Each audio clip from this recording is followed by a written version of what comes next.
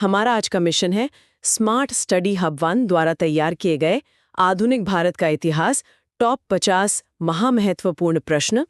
जो कि प्रश्न 151 से 200 तक हैं, उनका तेजी से और सटीक विश्लेषण करना। बिल्कुल, और ये बहुत ही बेहतरीन संकलन है। हाँ, तो इससे पहले कि हम आज के इन सवालों पर टूट पड़ें, स्मार्ट स्टडी हब वन को सब्सक्राइब और शेयर जरूर करें। ये उनके बेहतरीन 3D क्विज फॉर्मेट का एकदम सटीक निचोड़ है। एकदम सही बात है। तो हम बिना कोई देरी किए सीधे सवालों से शुरुआत कर रहे हैं। स्लाइड द स्लाइड नंबर के हिसाब से हम सटीक जानकारी और उत्तर देखेंगे। मैं पूरी तरह तैयार हूँ। तो शुरुआत करते हैं पहली स्लाइड से। प्रश्न 151 से 154 तक पढ़ते हैं। प्रश्न 151 है, महात्मा गांधी की वापसी 9 जनवरी 1915। 152 है, रॉलेट एक्ट का उद्देश्य बिना मुकदमा बंदी बनाना। 153 है, जलियांवाला बाग जांच, हंटर कमेटी। और 154 है, खिलाफत आंदोलन का नेतृत्व अली बंधु। यहाँ जो बात सबसे आकर्षक है वो ये है कि ना 1915 से 1919 के बीच की ये जो घटनाएं हैं, ये सब आपस में गहराई से जुड़ी हुई हैं। अच्छा, वो कैसे? मतलब प्रथम विश्व युद्ध के बाद भारतीयों को लगा था कि यार हमें स्वशासन मिलेगा, लेकिन बदले में उन्हें मिला रॉलेट एक्ट। और उसी खौफ और गुस्से ने जलियांवाला बाग जैसी दर्दनाक घटना को जन्म दिया। बाप रे। और फिर उस पर लीपापोती करने के लिए वो हंटर कमेटी। बिल्कुल, और इसी गुस्से को खिलाफत आंदोलन की ऊर्जा के साथ मिला के एक बड़े जन आंदोलन की नींव रखी गई। क्या बात है। चलो अगली स्लाइड देखते हैं। हाँ, आगे बढ़ते हैं। स्लाइड 2 पर प्रश्न 155 से 158 है। 155 है, असहयोग आंदोलन के दौरान काशी विद्यापीठ की स्थापना। और 156 है, 1922 का गया अधिवेशन और CR दास। यहाँ ये समझना बहुत जरूरी है कि असहयोग आंदोलन ने न केवल ब्रिटिश संस्थाओं का बहिष्कार किया था, बल्कि अपनी खुद की संस्थाएं भी बनाई। एकदम सही। काशी विद्यापीठ जैसी अपनी शिक्षा प्रणाली खड़ी की। मतलब सिर्फ नकारना नहीं था, अपना निर्माण भी करना था। ये तो बहुत गहरी रणनीति थी। और फिर प्रश्न 157 है, 1928 की नेहरू रिपोर्ट, मोतीलाल नेहरू। और 158 है, महात्मा गांधी द्वारा 1924 के बेलगाम अधिवेशन की अध्यक्षता करना। हाँ, वो बेलगाम अधिवेशन गांधी जी का कांग्रेस को टूटने से बचाने का एक बहुत बड़ा प्रयास था। समझ गए। चलो अगली स्लाइड देखते हैं। स्लाइड 3 पर है प्रश्न 159 से 162। 159 है, लाल कुर्ती दल उत्तर पश्चिम सीमांत प्रांत। खान अब्दुल गफ्फार खान वाला आंदोलन। बिल्कुल, मतलब ये लाल कुर्ती दल तो आज के जमाने के किसी वायरल ग्रास रूट मूवमेंट से मिलता जुलता है। बिना इंटरनेट के भी पूरे देश में फैल गया था। सही उपमा दी एकदम। लाल कुर्ती ना महज एक कपड़ा नहीं था, वो एक दृश्यमान प्रतीक था जो लोगों को बिना बोले जोड़ रहा था। कमाल है। और इसी जमीनी दबाव का नतीजा था प्रश्न 160। गांधी जी ने द्वितीय गोल में सम्मेलन में भाग लिया। अंग्रेजों को झुकना ही पड़ा। हाँ, फिर 161 है, India wins freedom, Maulana Abul Kalam Azad. और 162 है, अनहैप्पी इंडिया, लाला लाजपत राय। ये किताबें उस दौर में बौद्धिक हथियारों का काम कर रही थीं। बिल्कुल सही। चलो अगली स्लाइड देखते हैं। स्लाइड 4 पर प्रश्न 163 से 166। 163 है, हिंद स्वराज, मूल रूप से गुजराती में। गांधी जी की बहुत ही अहम किताब। हाँ। 164 है, सारे जहां से अच्छा मोहम्मद इकबाल। 165 इनकलाब जिंदाबाद का नारा, हसरत मोहानी। और 166 जय हिंद, सुभाष चंद्र बोस। अगर हम इसे व्यापक संदर्भ में देखें ना, तो इनकलाब जिंदाबाद हसरत मोहानी ने लिखा जरूर था, लेकिन फेमस किसी और ने किया। हाँ। भगत सिंह ने इस नारे को युवाओं की धड़कन बना दिया। ये सोचो। मतलब विचार किसी एक का और उसे जन जन तक पहुंचाना किसी और का काम था। ये तो बहुत ही दिलचस्प है। चलो अगली स्लाइड देखते हैं। स्लाइड 5 पर प्रश्न 167 से 170 हैं। 167 है, दिल्ली चलो, सुभाष चंद्र बोस। 168 है, लाठी का प्रहार, ताबूत की कील, लाला लाजपत राय। ये बहुत ही पावरफुल स्टेटमेंट था लाला जी का। मुझे भी उनके इस कथन के साहस पर सच में आश्चर्य होता है। मतलब मौत के मुहाने पर खड़े होकर ऐसा बोलना। बिल्कुल, वो एक असीम हिम्मत थी। और फिर प्रश्न 169 है, सत्यार्थ प्रकाश, स्वामी दयानंद सरस्वती। और 170 है, the Indian struggle, Subhash Chandra Bose. ये सब दिखाता है कि संघर्ष सिर्फ सड़कों पर नहीं, बल्कि किताबों और विचारों में भी चल रहा था। एकदम। चलो अगली स्लाइड देखते हैं। स्लाइड 6 पर प्रश्न 171 से 174 है। 171 है एएसआई की स्थापना लॉर्ड कर्जन। 172 है 1858 का महारानी का घोषणा पत्र इलाहाबाद में लॉर्ड कैनिंग द्वारा। 173 दिल्ली का उद्घाटन लॉर्ड इरविन।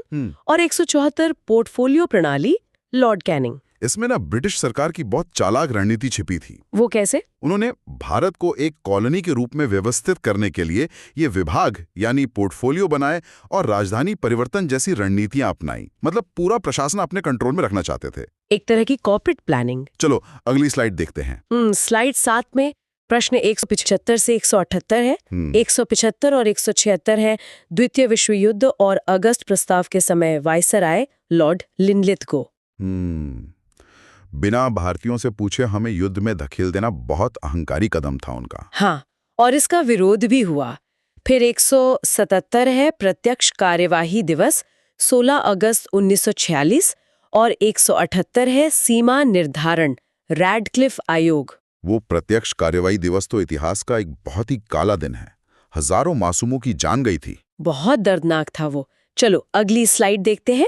स्लाइड 8 पर प्रश्न 179 से 182।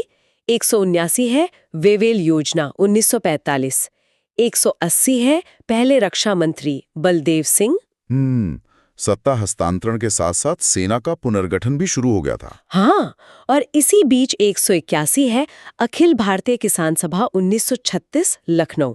और 182 है प्रथम अध्यक्ष स्वामी सहजानंद सरस्वती। ये बहुत जरूरी पॉइंट है। मतलब एक तरफ सत्ता हस्तांतरण और वेवेल योजना चल रही थी और ठीक उसी के समानांतर जमीनी स्तर पर किसानों के संगठन का इतिहास भी बन रहा था। मतलब सिर्फ अंग्रेजों से नहीं, स्थानीय जमींदारों से भी लड़ाई थी। चलो अगली स्लाइड देखते हैं। स्लाइड 9 में प्रश्न 183 से 186। 183 है बारदोली सत्याग्रह और सरदार की उपाधि वल्लभ भाई पटेल। 184 तेभागा आंदोलन बंगाल। 185 एकीकरण का श्रेय सरदार पटेल और वीपी मेनन। और 186 है जूनागढ़ का विलय जनमत संग्रह द्वारा। ये एक महत्वपूर्ण प्रश्न खड़ा करता है। सोचिए अगर वीपी मेनन और सरदार पटेल ना होते तो आज का भारत कैसा दिखता? मुझे लगता है वो छोटे छोटे कई देशों में बटा हुआ होता। एकदम सही। अंग्रेज तो रियासतों को खुले छोड़ गए थे। वो तो इन दोनों की कूटनीति थी जिसने देश को एक किया। बिल्कुल। चलो अगली स्लाइड देखते हैं। स्लाइड 10 पर प्रश्न 187 से 190। 187 है हैदराबाद के खिलाफ कार्रवाई ऑपरेशन पोलो। 188 जम्मू कश्मीर विलय पत्र महाराजा हरि सिंह। ये अब एकीकरण बहुत ही पेचीदा था। हाँ, फिर 189 है गोवा मुक्ति 1961 और 190 पांडिचेरी का भारत को सौंपना 1954। ये एक बहुत ही रोचक बात बताता है हमें। भारत की आजादी ना 1947 में पूरी नहीं हुई थी। अच्छा। हाँ, बल्कि गोवा जो कि 61 में मिला और पांडिचेरी के विलय तक ये प्रक्रिया लगातार चलती रही। अरे हाँ, मतलब 61 तक संघर्ष चल ही रहा था। चलो अगली स्लाइड देखते हैं। स्लाइड 11 प्रश्न 191 से 194। 191 INA के प्रथम सेनापति कैप्टन मोहन सिंह। 192 आजाद हिंद सरकार 1943 सिंगापुर। बहुत ही गौरवशाली अध्याय है ये भारत के इतिहास का। बिल्कुल। 193 लाल किला मुकदमा 1945 और 194 है बचाव पक्ष के वकील भूलाभाई देसाई। अंग्रेजों ने सोचा था कि मुकदमा चलाकर वो सेना में डर पैदा करेंगे, लेकिन लाल किला मुकदमे के दौरान देश में जो एकजुटता उमड़ी ना, उसका विवरण सुनकर ही रोंगटे खड़े हो जाते हैं ना। दाव उल्टा पड़ गया उनका। एकदम उल्टा पड़ गया। चलो अगली स्लाइड देखते हैं। स्लाइड 12 प्रश्न 195 से 198। 195 नौसेना विद्रोह 1946। 196 शुरुआत करने वाला जहाज HMIS तलवार। ये नौसेना विद्रोह तो ब्रिटिश शासन के ताबूत की आखिरी कील साबित हुआ था। एकदम। फिर 197 है संविधान सभा की पहली बैठक 9 दिसंबर 1946 और 198 अस्थायी अध्यक्ष डॉक्टर सच्चिदानंद सिन्हा। मतलब पुराने भारत का अंत और एक नए स्वतंत्र भारत की शुरुआत हो रही थी यहाँ। हाँ, चलो अगली स्लाइड देखते हैं। ये हमारी स्रोत सामग्री की आखिरी स्लाइड है। अच्छा। हाँ, प्रश्न 199 है उद्देश्य प्रस्ताव जवाहरलाल नेहरू और अंतिम प्रश्न 200 है जन गण मन को राष्ट्रगान अपनाना 24 जनवरी 1950। तो हम यहाँ निष्कर्ष निकाल सकते हैं कि कैसे उद्देश्य प्रस्ताव से लेकर 1950 में राष्ट्रगान अपनाने तक भारत ने एक संघर्षरत राष्ट्र से एक संप्रभु गणराज्य तक का सफर तय किया। शानदार। स्रोत सामग्री के इस आखिरी स्लाइड के अनुसार हमने आधुनिक भारत के इतिहास के टॉप 50 महत्वपूर्ण प्रश्न पूरे कर लिए हैं। ये संपूर्ण निचोड़ था एकदम। बिल्कुल, ये सिर्फ तथ्य नहीं है, ये एक जीती जागती कहानी है। एकदम सही कहा।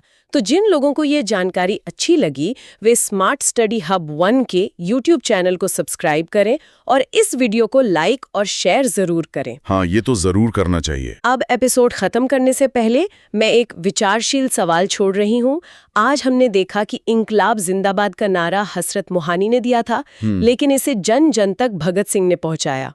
तो आपके अनुसार इतिहास में कौन ज्यादा महत्वपूर्ण होता है, एक महान विचार को जन्म देने वाला या उस विचार के लिए अपना सब कुछ दांव पर लगाकर उसे जनता तक पहुंचाने वाला? ये सच में एक बहुत गहरा सवाल है सोचने के लिए। इस सवाल पर विचार करें और हाँ, जो भी नजरिया हो या आज के क्विज में सबसे पसंदीदा तथ्य कौन सा था, कमेंट में सही आंसर या अपने विचार जरूर बताएं। मिलते हैं अगले विश्लेषण में।